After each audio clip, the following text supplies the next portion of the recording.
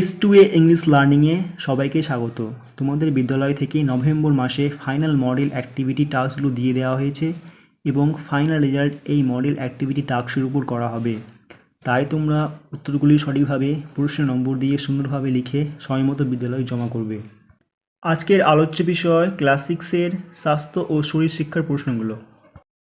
এই পাঠের ক দাগের 1-এর যে প্রশ্নটা হচ্ছে, ভারতের জাতীয় পতাকার কোন রঙটি নিচের দিকে থাকে? সাদা, সবুজ, গেরুয়া। উত্তর হবে 2 দাগের সবুজ।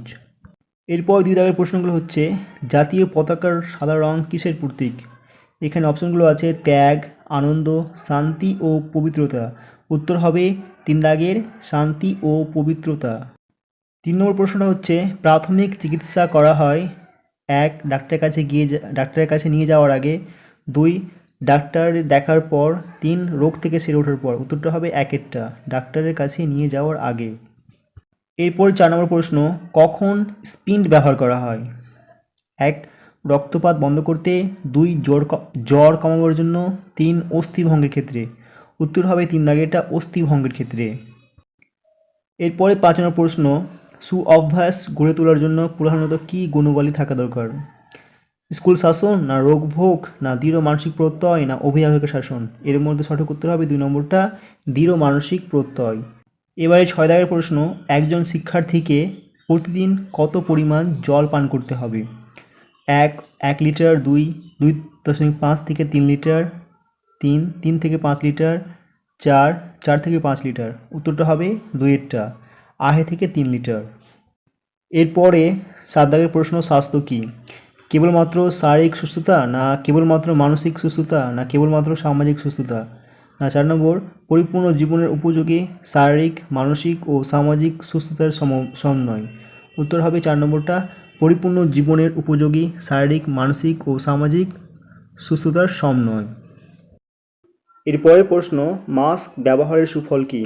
শ্বাস প্রশ্বাসের মাধ্যমে রোগ সংক্রমিত হতে পারে না, না রোগীর দেহ থেকে রোগ ছড়ায় না, না শ্বাস প্রশ্বাস ও ড্রপলেটের মাধ্যমে রোগ ছড়ায় না, না 4 নম্বর, করোনা আক্রান্ত রোগী পুনরায় রোগ সংক্রমণ থেকে বাঁচতে পারে। এর মধ্যে উত্তরটা হবে 3 নম্বরটা, শ্বাস প্রশ্বাস ও ড্রপলেটের মাধ্যমে রোগ ছড়ায় না।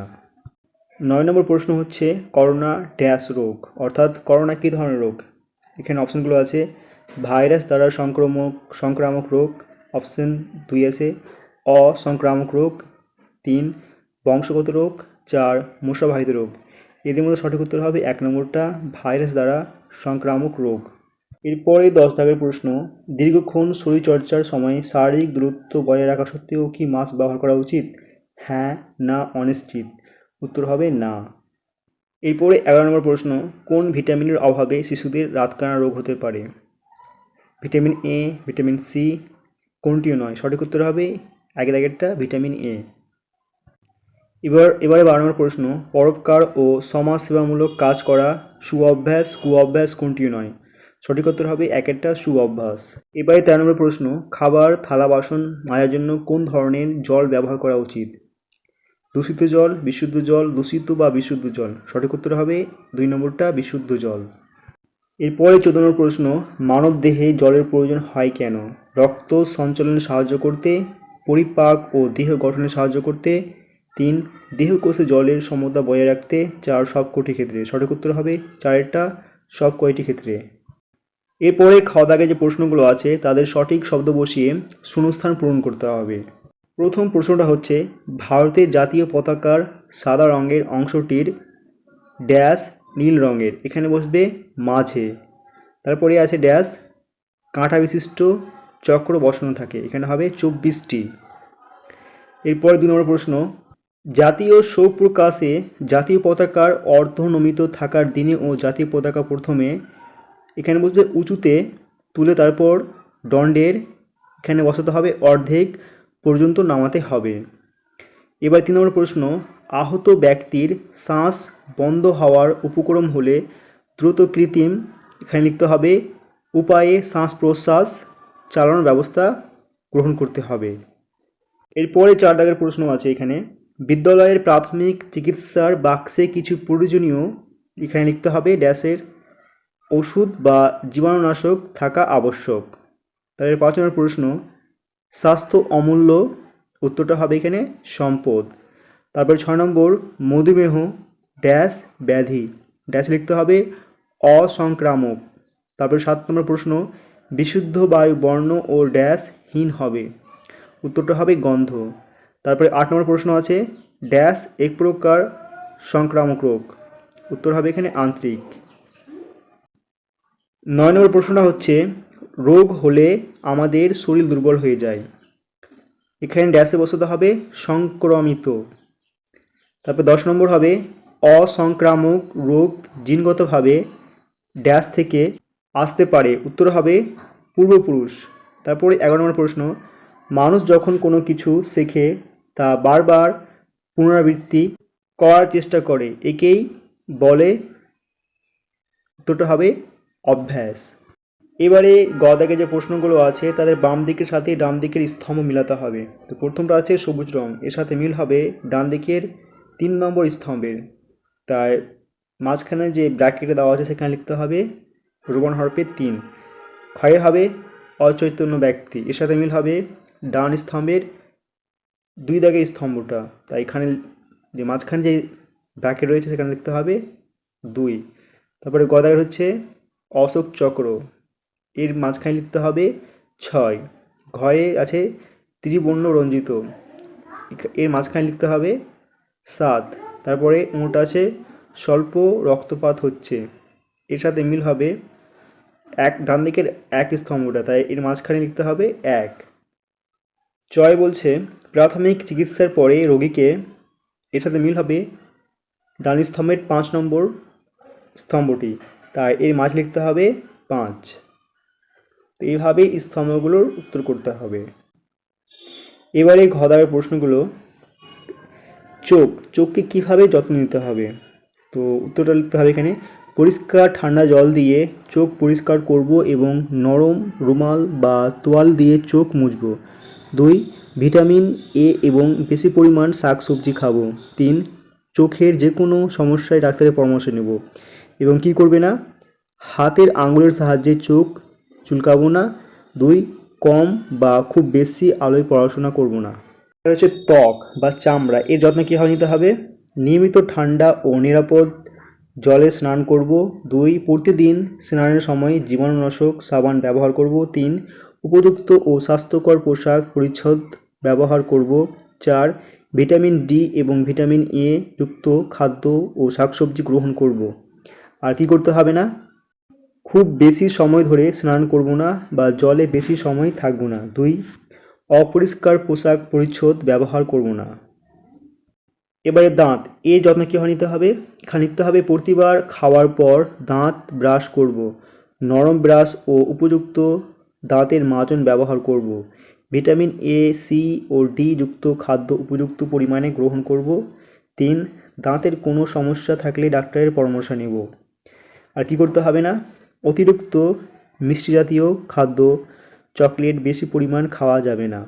আর 2, ধূমপান, পান খাওয়া ইত্যাদি কঠোরভাবে বারণ। তো এই সমস্ত জিনিসগুলো করতে হবে দাঁতের যত্ন নিতে গেলে।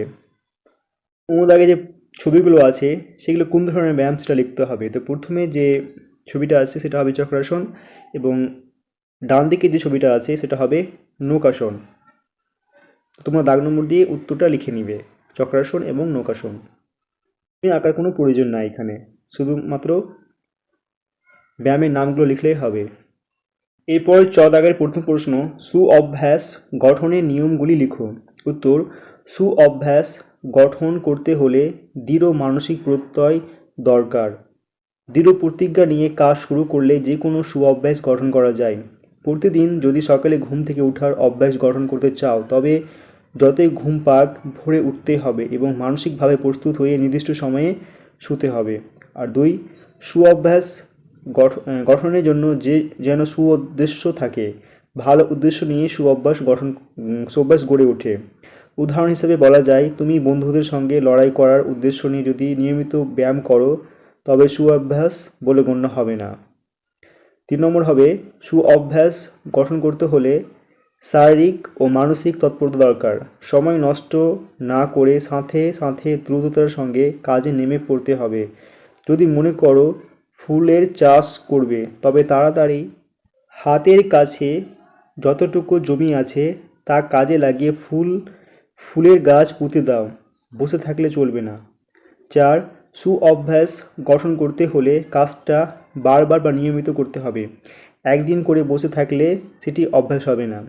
ব্যায়াম বা শরীরচর্চা অভ্যাস করতে হলে তা নিয়মিত বা রোজ অনুশীলন করতে হবে। তারপরে 2 নম্বর প্রশ্ন, অসংক্রামক রোগের কারণগুলি তালিকাভুক্ত করো। উত্তর, অসংক্রামক রোগের কারণ: ক. জিনগতভাবে পূর্বপুরুষ থেকে আসতে পারে। খ. অসংযমী জীবনযাপন করলে। গ. অপুষ্টিজনিত কারণে, অতিপুষ্টি ও অনুপুষ্টি দুটি কারণে। গ. ভিটামিন ও খনিজ লবণের অভাবে। ঙ. যথোপযুক্ত ব্যায়াম বা শারীরিক সঞ্চালনের অভাবে। এগুলিকে বলা হয় গতিহীনতাজনিত রোগ বা হাইপোকাইনেটিক ডিজিজ। চ হবে অতিরিক্ত মানসিক চাপের কারণে। এরপরে 2 নম্বর প্রশ্নটা হচ্ছে, নভেল করোনা ভাইরাস রোগ প্রতিরোধে আমাদের কী কী পদক্ষেপ গ্রহণ করতে হবে? উত্তর, নভেল করোনা ভাইরাস রোগ প্রতিরোধে আমাদের নিম্নলিখিত পদক্ষেপগুলি গ্রহণ করতে হবে। ক. বারবার হাত ধোয়ার অভ্যাস করতে হবে। খ. অ্যালকোহল আছে এমন হ্যান্ড বার বা সাবান এবং জল দিয়ে হাত ধুতে হবে। খ.